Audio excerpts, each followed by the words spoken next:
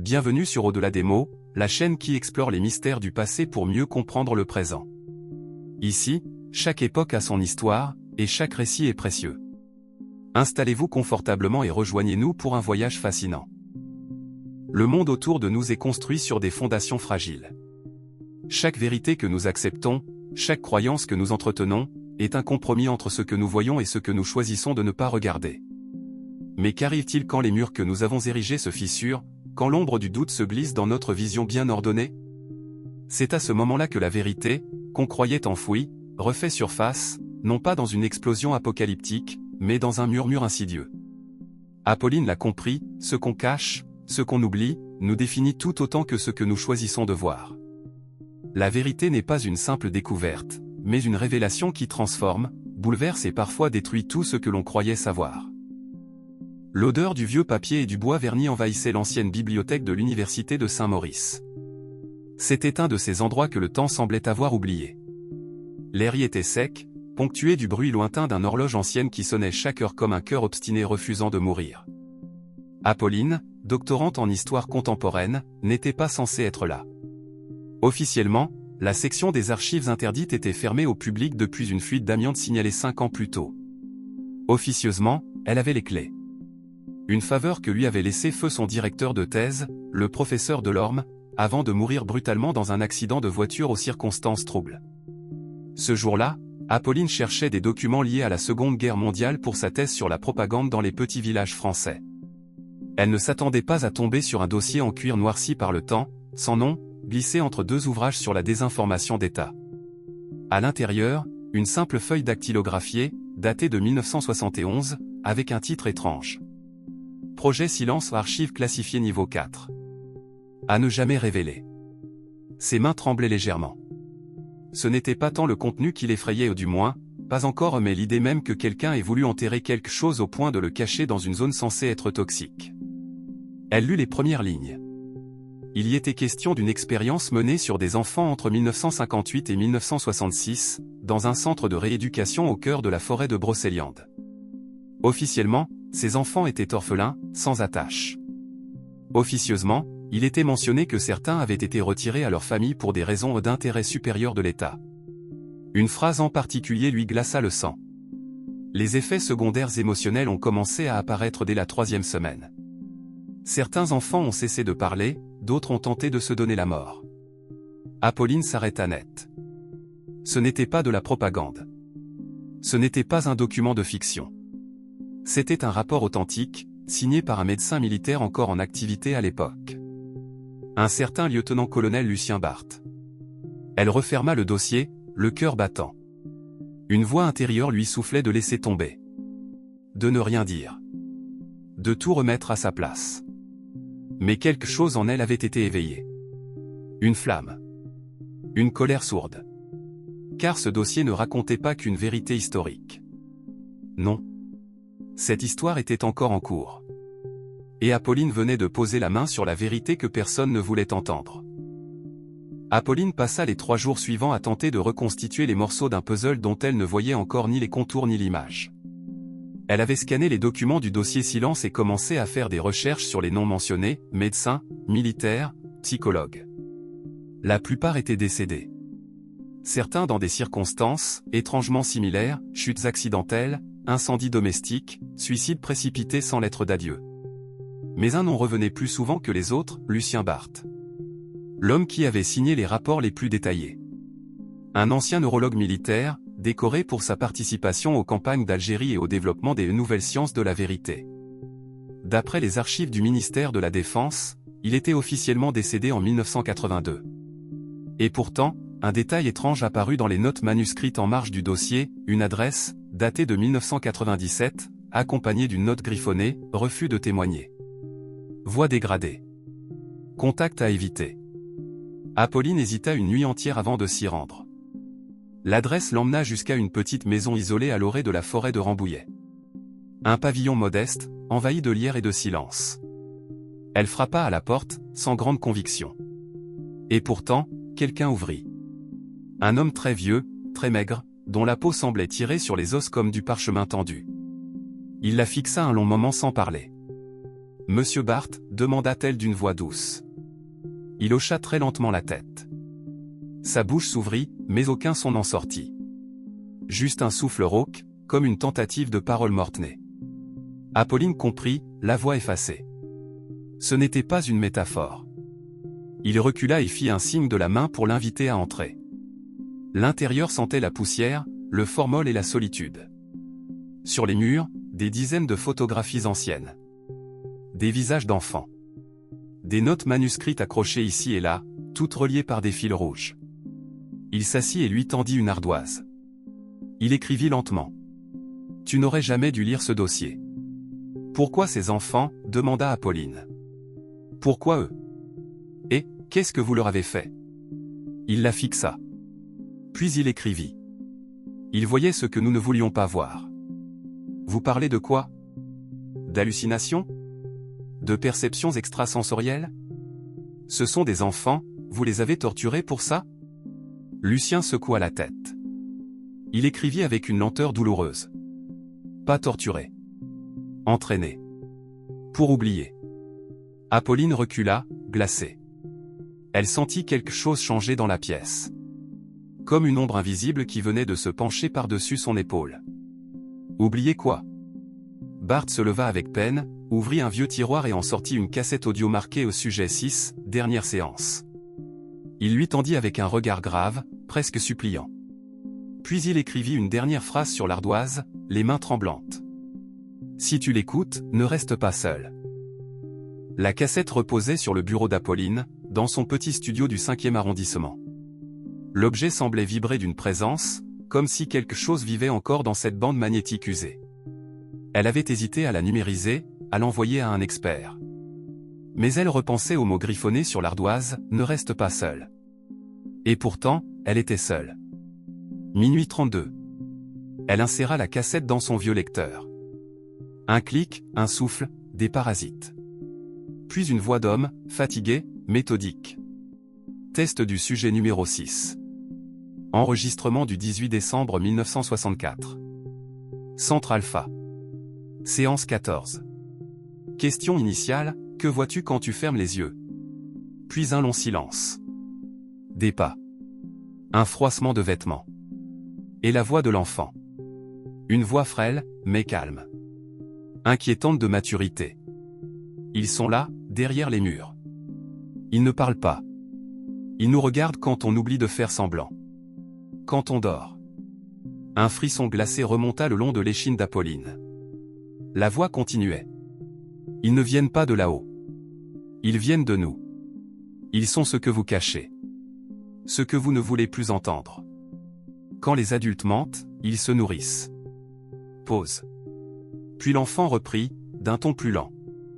Vous nous forcez à mentir aussi. Mais moi, je me souviens encore. Même quand vous me faites oublier. Le magnétophone grésilla. Puis un autre son. Un gémissement. Comme si l'enfant avait mal. Ou comme si quelque chose passait à travers lui. Vous ne pouvez pas nous effacer. Pas vraiment. Parce que ce que vous appelez vérité, ce n'est qu'un couvercle.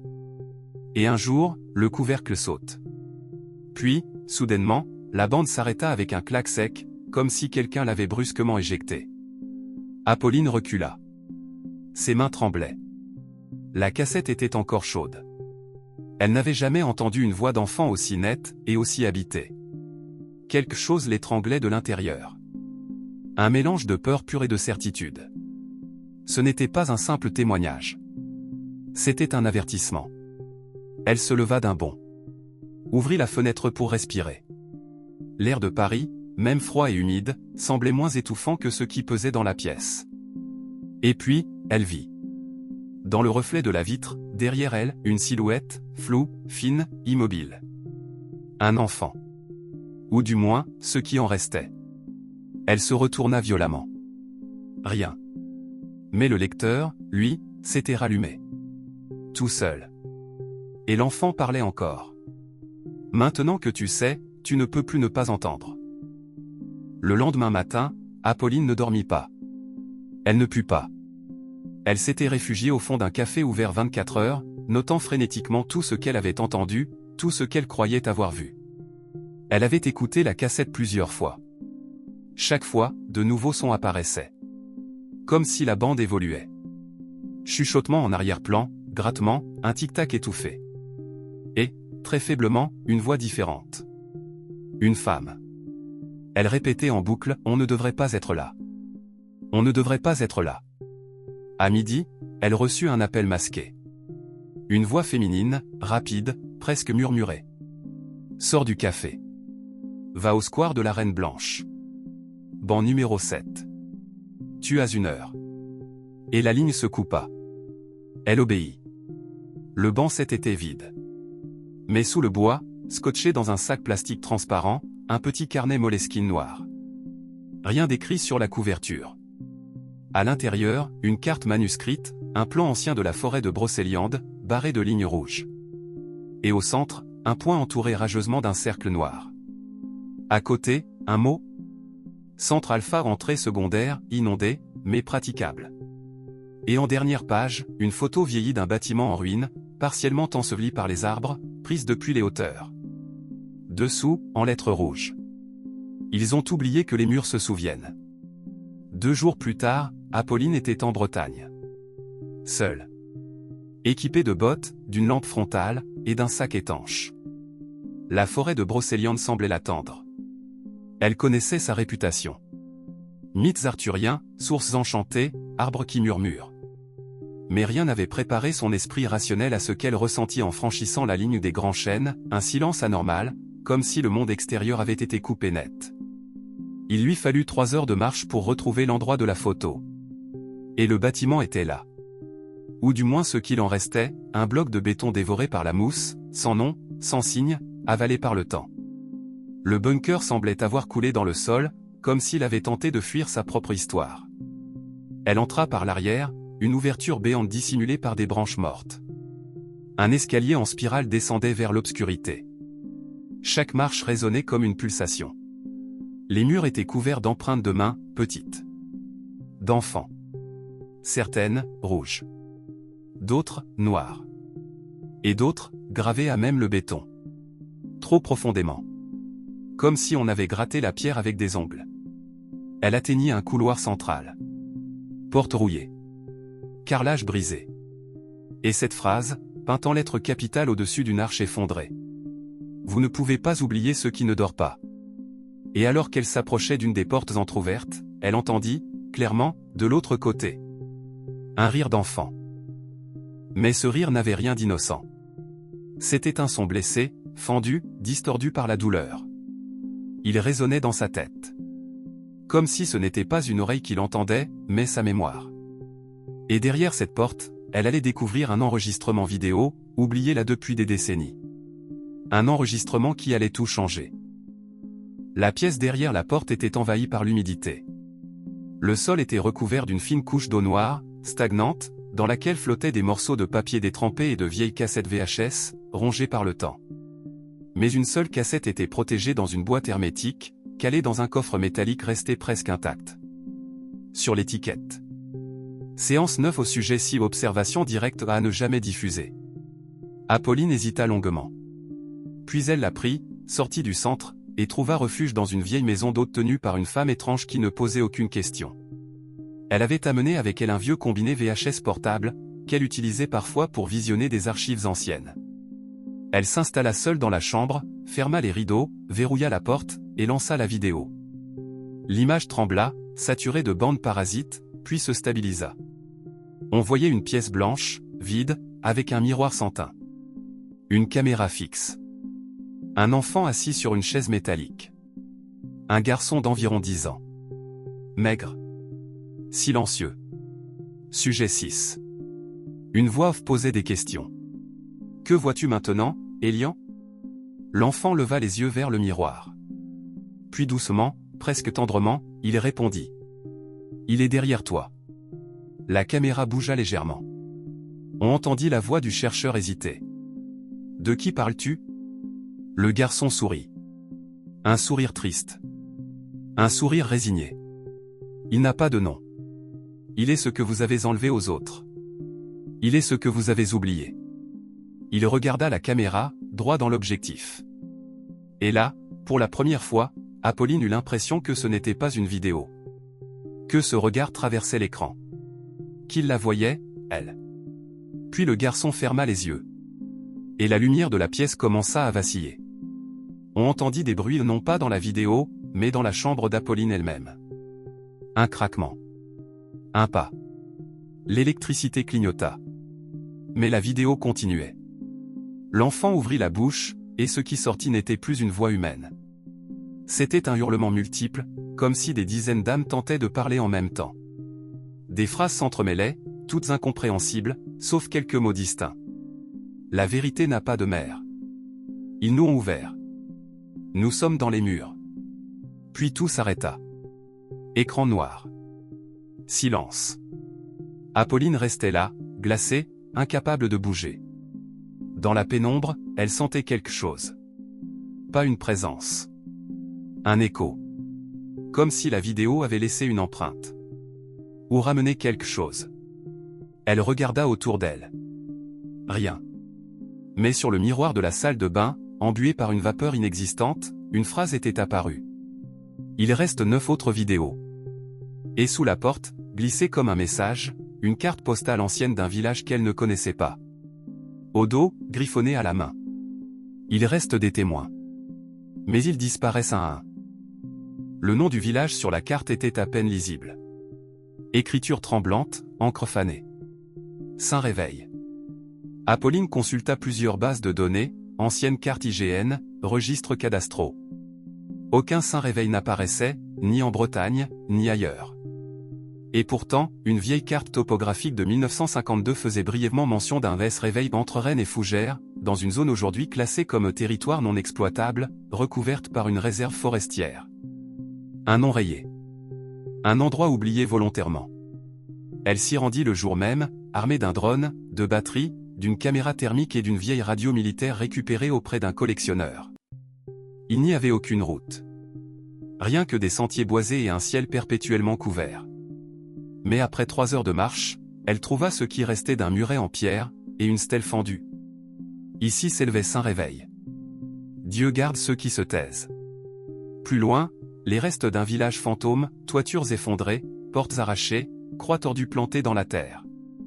Le silence y était plus profond que dans la forêt. Mais ce n'était pas vide. Dans une maison encore debout, elle rencontra une femme âgée, petite, au regard limpide mais effrayé.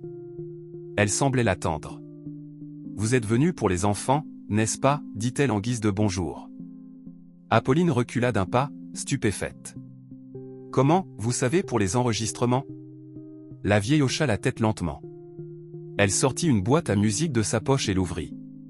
Une mélodie ancienne en sortit, douce, presque triste. « Il en reste un ici, dit-elle. Mais il ne parle plus. Il ne dort plus non plus. Il regarde seulement. » « Qui » demanda Apolline. La femme la fixa, puis dit doucement. « Sujet 1. » Ils descendirent ensemble dans une cave sous l'église effondrée. Une pièce aux murs peints d'inscriptions effacées. Au centre, un homme. Ou ce qu'il en restait. Immobile sur une chaise, les yeux ouverts, mais ternes. Comme une coquille vide. Autour de lui, des dizaines de feuilles dessinées à la main. Toutes le représentaient, mais avec des détails qui changeaient, parfois sans bouche, parfois avec des orbites noires, parfois fondues dans les murs, parfois debout dans un couloir qui n'était pas là. La vieille dit. Il n'a jamais cessé de voir. On a voulu lui faire oublier. Mais on ne peut pas fermer les yeux de quelqu'un qui n'a plus besoin de paupières. Elle tendit à Apolline un petit carnet relié de cuir. Il appartenait au sujet 1. Elle l'ouvrit. Ils n'ont pas créé la vérité. Ils l'ont blessée. Et maintenant, elle saigne à travers nous. Le bruit qu'on entend quand on est seul, c'est elle qui revient. Et sur la dernière page. Le dernier enregistrement est à Paris. Mais il est caché dans un lieu que tout le monde regarde sans jamais voir. Un lieu qui n'a pas de mémoire. Un lieu qui ment. Apolline releva la tête. Et là, dans la pénombre de la cave, elle vit. Le sujet 1 la regardait. Les yeux grands ouverts. Fixes.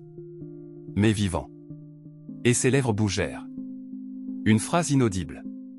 Mais Apolline l'a compris, sans le son. Comme si elle l'avait toujours su. La vérité n'est pas ce qu'on cherche.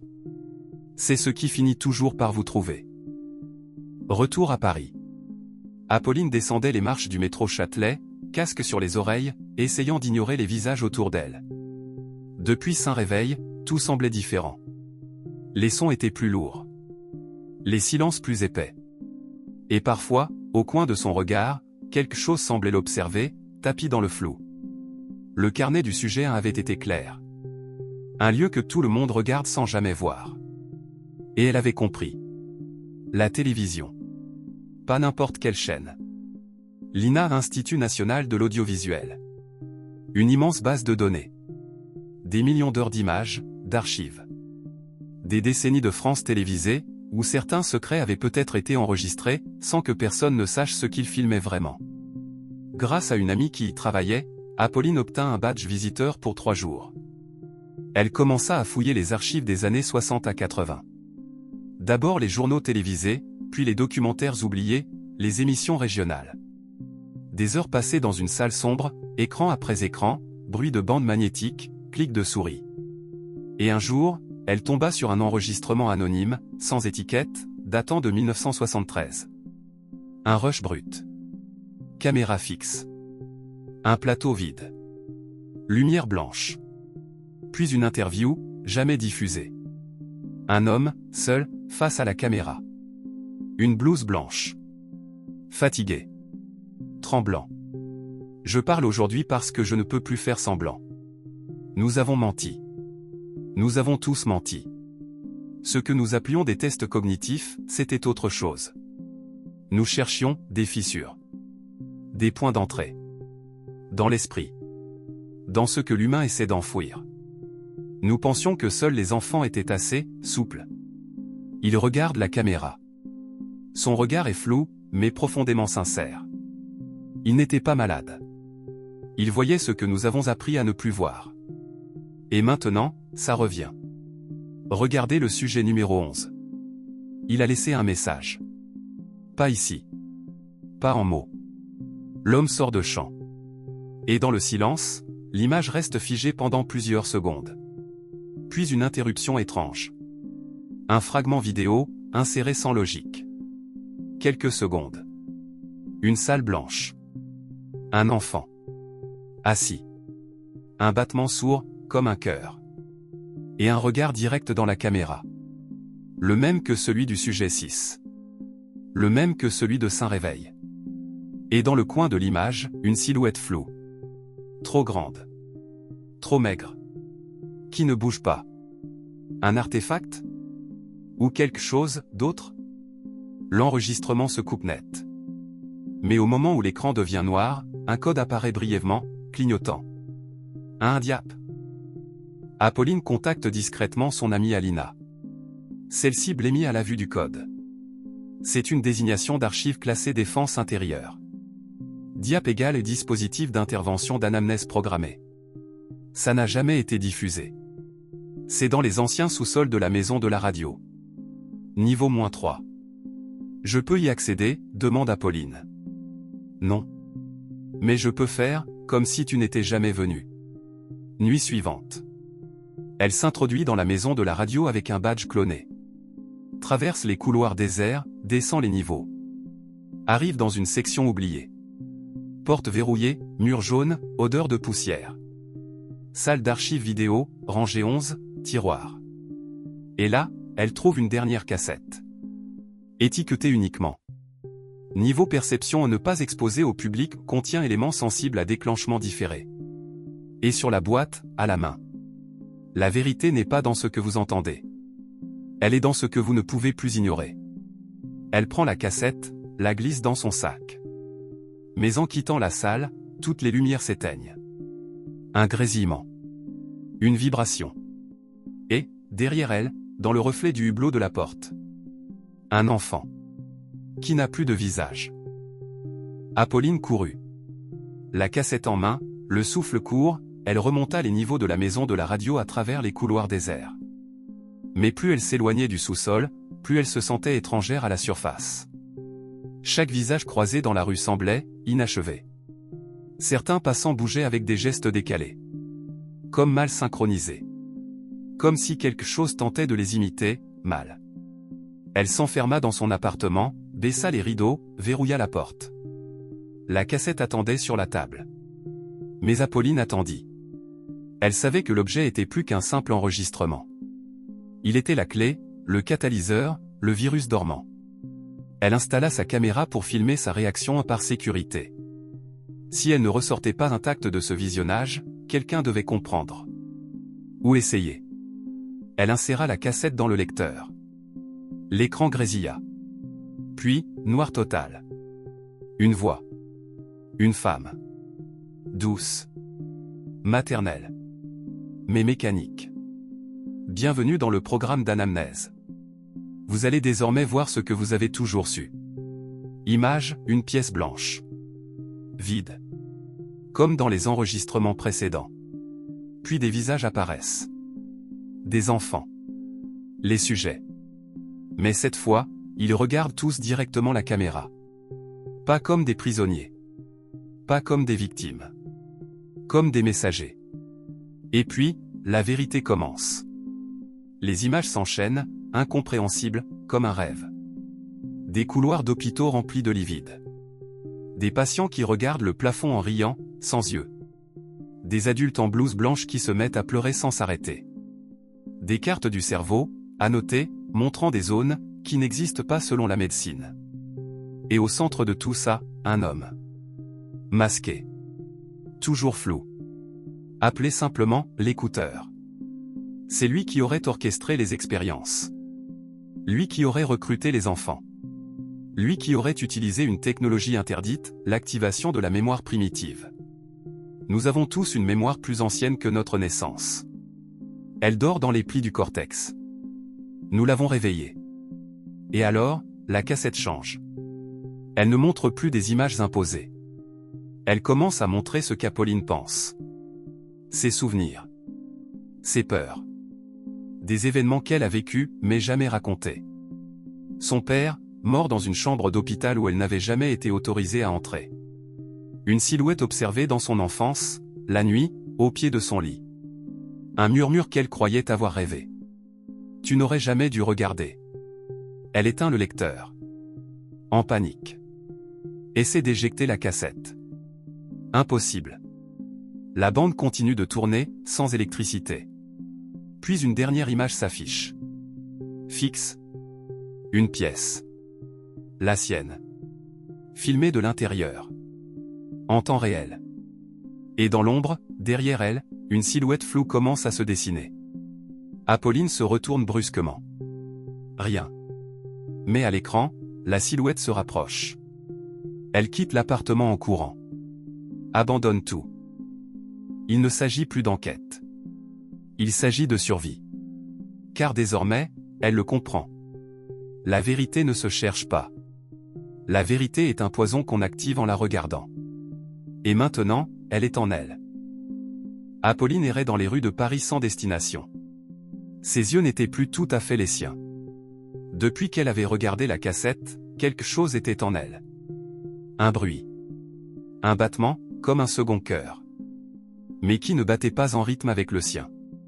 Elle avait tenté de se cacher. Mais les miroirs fuyaient son reflet. Les radios grésillaient dès qu'elle s'approchait. Et les gens? Certains la regardaient avec pitié. D'autres avec terreur. Mais certains ne la voyaient plus du tout. Comme si elle glissait doucement hors du spectre visible. Elle contacta l'homme aux initiales EL, celui dont elle avait trouvé le nom griffonné dans le carnet du sujet 1. Un ancien chercheur, disparu des radars après une affaire classée comme trouble paranoïaque aggravé. Elle le trouva, sous une fausse identité, dans un village abandonné près de la frontière belge. EL la fit entrer sans un mot. Sa maison était tapissée de schémas, cartes mentales, fils rouges reliant des photos d'enfants, de médecins, de bâtiments gouvernementaux. Il l'examina longuement. Puis dit, d'une voix calme. « Tu l'as regardé, n'est-ce pas ?» Apolline hocha la tête, tremblante. « Alors tu sais que tu ne peux plus revenir en arrière. »« Qu'est-ce que c'est ?» demanda-t-elle. « Qu'est-ce que j'ai vu ?» Elle soupira. Il se leva, prit une vieille boîte en fer rouillé, l'ouvrit. À l'intérieur, un enregistrement audio. Cassette magnétique. Sur l'étiquette, protocole détour. Ils appelaient ça le bruit sous la peau. Une forme de conscience résiduelle, issue de l'activation d'une mémoire archaïque. Pas une mémoire individuelle. Pas même une mémoire humaine. Quelque chose de plus ancien. De plus, universel. Il mit la cassette dans un lecteur. La bande tournait à peine. Un son en sortit. À peine audible. Comme une voix, mais inversée. Comme un message qu'on entend non pas avec les oreilles, mais avec la colonne vertébrale. Et Apolline sentit son corps se figer. Elle comprit alors, ce n'était pas une hallucination. Le bruit était vivant.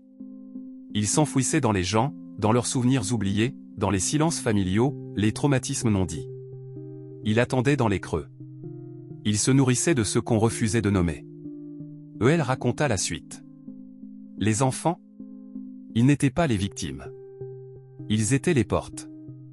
L'expérience n'était pas de les guérir. Elle était de les utiliser pour écouter ce que l'humanité entière avait appris à ignorer. Et maintenant? Murmura Apolline. Il la fixa. Maintenant, tu es une porte aussi. Dehors, la nuit tombait. Et à la fenêtre, derrière le rideau, une silhouette attendait. Elle n'avait pas de visage. Mais elle écoutait. Apolline s'enfuit à nouveau. Elle comprenait que ce n'était pas un complot.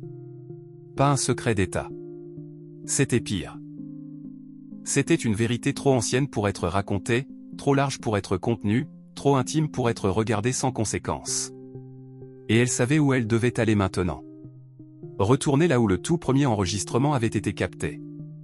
Retourner à l'origine. À la toute première voix. La plus ancienne de toutes.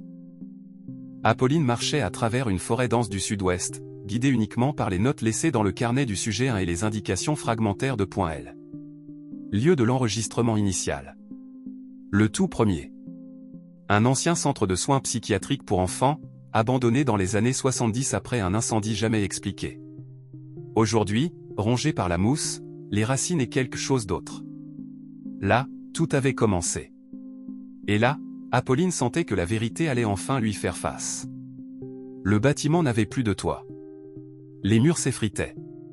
Mais la pièce centrale, une ancienne salle de thérapie sensorielle, était intacte. Sur le sol, au centre, un vieux projecteur Super 8. Posé là. Comme si quelqu'un l'attendait. Apolline s'agenouilla, les mains tremblantes, et alluma le projecteur. Sur un drap déchiré au mur, l'image apparut. Un enfant. Assis au sol. Calme. Les yeux fermés. Un enregistrement sonore se déclencha en même temps. Le monde a menti. Il vous a appris que ce que vous voyez est tout ce qu'il y a. Mais ce n'est qu'un film. Une projection. Vous êtes les spectateurs d'une pièce que vous avez oublié avoir écrite. Et maintenant, vous commencez à vous souvenir. Apolline sentit le sol vibrer. Non pas sous ses pieds, mais dans sa tête. Comme si ses pensées étaient en train d'être lues à voix haute, dans une langue qu'elle ne connaissait pas mais qu'elle comprenait. Autour d'elle, le bâtiment changeait. Les murs palpitèrent. Des visages apparurent dans les fissures. Pas menaçants. Tragiques. Perdus. Elle entendit des voix familières. Son père. Sa grand-mère.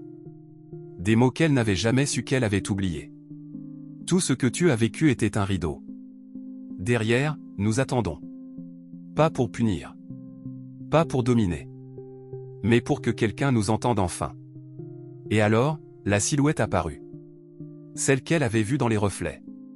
Celle qui était derrière les écrans, derrière la caméra, derrière les yeux. Elle n'était pas humaine. Mais elle n'était pas monstrueuse non plus. Elle était la forme de tout ce qui n'avait jamais été dit. Les non-dits des enfants morts sans explication. Les souvenirs effacés. Les regards fuyants. Les cauchemars communs que personne ne raconta jamais. Elle s'approcha d'Apolline. Et au lieu de lui parler, elle lui ouvrit un choix. Pas en mots. En mémoire. Deux chemins. 1. Fermer la porte. Rendre le silence à ce monde. Oublier. Et permettre à l'humanité de continuer à vivre dans son mensonge rassurant. 2. Laisser la vérité sortir. Révéler au monde ce qu'il a toujours su sans vouloir le voir. Accepter que la réalité est plus grande, plus ancienne, plus étrangère, mais peut-être plus juste. Apolline sentit son corps s'élever. Elle vit, en un éclair, ce que cela changerait. Si elle choisissait de révéler. Des milliers de gens s'effondreraient, incapables de gérer le vertige. Les structures sociales éclateraient. Les religions, les gouvernements, la science, toutes redeviendraient des questions sans réponse. Mais elle vit aussi. Des enfants naître sans mur dans leur esprit. Des humains capables de voir ce qu'ils n'avaient jamais osé admettre. Un monde plus conscient. Plus fragile. Mais plus vrai. Et elle fit son choix. Elle regarda la silhouette. Et elle ouvrit la bouche. Pour parler. Enfin. Quelques jours plus tard, à travers le monde entier, les écrans s'allumèrent d'eux-mêmes. Radio, télévision, téléphone. Et tous diffusèrent la même chose. Le silence. Mais un silence qui hurlait. Et chacun, en l'écoutant, se rappela quelque chose qu'il pensait avoir oublié. Un visage. Un mot. Une peur. Et dans ce chaos tranquille, quelque chose naquit. Un autre monde. Pas meilleur. Mais réel. Fin. Ou le début de ce qu'on ne pourra plus ignorer. La vérité ne s'achète pas. Elle ne se cache pas sous une pierre ni dans une salle secrète. Elle se trouve dans chaque souffle, dans chaque silence, dans chaque regard que nous refusons d'adresser à ce que nous ne voulons pas voir. Et pourtant, lorsque la vérité émerge, elle ne se contente pas de nous confronter à ce que nous ignorions, mais elle nous oblige à changer, à choisir de la vivre, ou de la laisser nous détruire. Apolline, au moment où elle a ouvert la porte de la réalité, a compris que certains chemins ne peuvent être empruntés sans conséquence. La vérité, une fois libérée, ne retourne jamais dans l'ombre. Elle a tout révélé, les failles, les mensonges, les blessures invisibles qui traversent chaque être humain, chaque société. Et elle a montré que, parfois, c'est dans la douleur de cette vérité qu'on trouve notre plus grande liberté. La question n'est plus seulement de savoir si nous sommes prêts à la recevoir, mais si nous sommes capables de la comprendre, de la vivre, et d'en faire quelque chose de plus humain. Car, au final, nous devons tous apprendre à coexister avec ce que nous avons longtemps refusé de voir. 1. La vérité est une responsabilité, pas une libération. Lorsque nous affrontons la vérité, nous devons être prêts à en accepter le poids. Accepter une vérité n'est pas un acte de rébellion ou de libération instantanée, c'est un engagement long, difficile et parfois douloureux à porter, un fardeau qu'on avait inconsciemment rejeté. 2. Le monde que nous voyons est une construction fragile. Ce que nous croyons connaître, les certitudes que nous cultivons, peuvent être ébranlées à tout moment. Nous vivons dans une réalité que nous avons bâtie à partir de ce que nous choisissons de croire, mais cette réalité n'est jamais aussi solide qu'elle en a l'air. Les fondations de notre monde sont plus ténues que nous le pensons. 3. Le silence peut être plus dangereux que le bruit. Dans l'histoire, ce qui est caché sous le silence, ce qui est invisible, a plus de pouvoir que ce qui est ouvertement exprimé. Parfois, ce que nous ignorons est bien plus lourd que ce que nous savons. L'ignorance choisie peut être une prison invisible qui nous emprisonne, bien plus que des chaînes physiques. 4. L'humanité a toujours eu un rapport complexe avec la vérité. La vérité n'est pas simplement une question de faits ou de réalités objectives, elle touche l'intimité, les peurs et les tabous les plus profonds. Elle est souvent plus facile à ignorer qu'à accepter. Mais c'est précisément dans ce rejet qu'elle trouve son pouvoir, capable de briser des vies, de reconstruire des mondes. 5. Nous sommes tous, à un moment ou à un autre, des portes pour une vérité plus grande que nous. Apolline, comme chacun de nous, était une porte. Le pouvoir de la vérité ne réside pas seulement dans les révélations extérieures, mais dans la manière dont nous choisissons d'y répondre.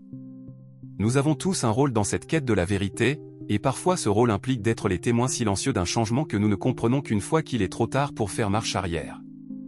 Et finalement, la plus grande leçon. La vérité n'est pas là pour nous détruire, mais pour nous libérer. Mais cette libération n'est pas toujours confortable. Elle est parfois un passage obligé vers une conscience plus claire, plus lucide, une conscience qui, même si elle nous expose à la douleur, nous permet de comprendre qui nous sommes réellement. Et voilà, cette partie de l'histoire se termine, mais notre aventure à travers le temps ne fait que commencer. Si vous avez aimé cette vidéo, n'hésitez pas à laisser un like, un commentaire et à la partager pour faire vivre l'histoire ensemble. Abonnez-vous et activez la cloche pour ne rater aucun nouveau trésor du passé. Merci d'avoir voyagé avec nous, et à très bientôt pour une nouvelle exploration passionnante. En attendant, prenez soin de vous et à bientôt.